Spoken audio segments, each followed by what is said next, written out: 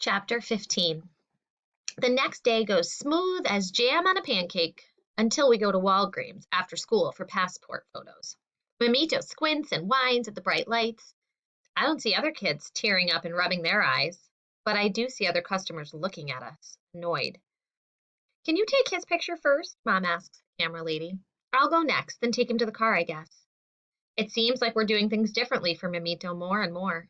A few days ago, Dad had to cut all the tags out of Mamito's shirts because Mamito hunched his shoulders, twisted his head, and pulled at his shirt collar until it ripped.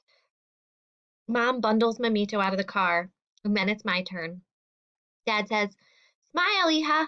A lovely smile you have. I don't smile. The button clicks. Wait, do it again, Dad says.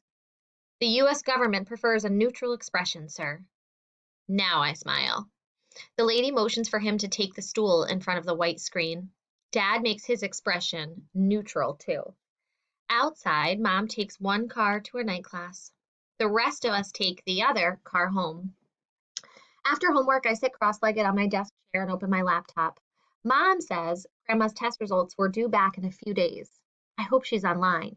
She usually checks email after supper, which is before supper in our time zone. I type, Hey, Grandma.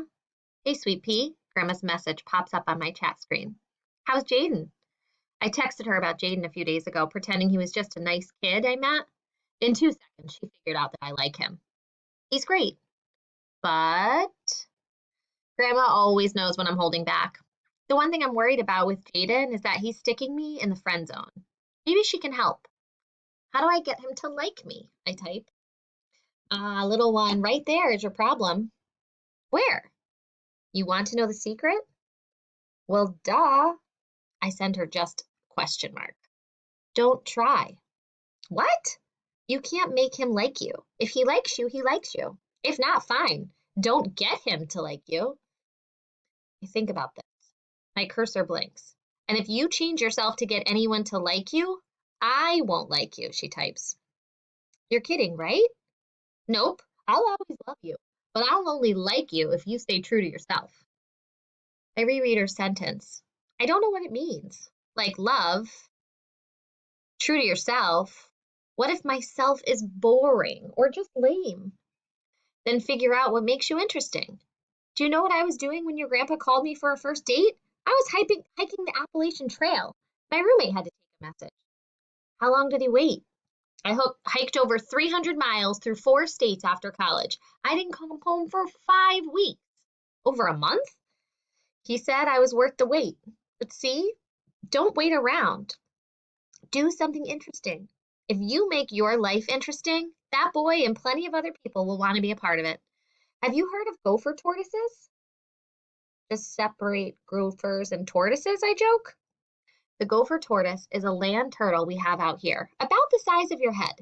It's called a keystone species because when it makes its burrow in the sand, hundreds of other species move in too, from rabbits to rattlesnakes. And there's still enough room for the tortoise? Sure, they dig a long, deep, sandy burrow, plenty of room. Even owls move in. I think I see what she's getting at, but I'm not quite sure. So are you saying I'm a tortoise? I'm saying you are a keystone. Just do your thing and the right friends will come along. If this Jaden doesn't like you, he's not worth it. I guess. You guess? What are you afraid of? That he won't like the real Kihana? Don't let fear narrow your life. Be you. Who is that? I want to type back, but I send her a heart emoji instead. Grandma seems strong, so strong that I almost forget she's sick. My feeling's clear. She's telling me something to remember. Do something interesting. Don't let fear narrow your life.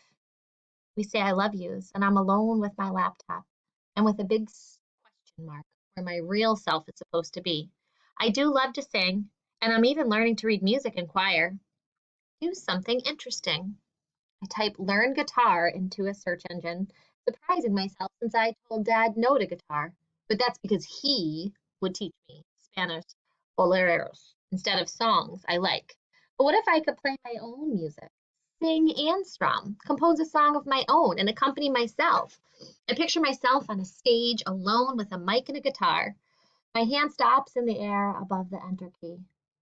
I don't want Dad to find my web history and ask me about it. I can already hear him saying, "Estupendo!" and make a big deal. I know he wants to be the one to teach me and pass down the tradition, but I have my own songs to sing. I push Dad aside.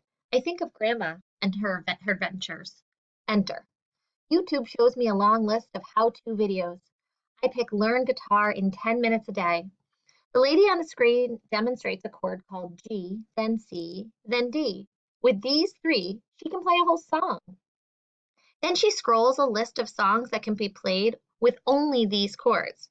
I can do that, I think. One set of chords, one song. I'll borrow Dad's guitar while he's picking up Mamito from pre-K, or when he and Mom come home late. My life is full of secrets all of a sudden, but this is one I'll share someday. Just not until I learn my own tunes. Pick a song that makes me smile, whose melody is like running upstairs made of sunshine. Not for Dad, not even for Grandma, just for me.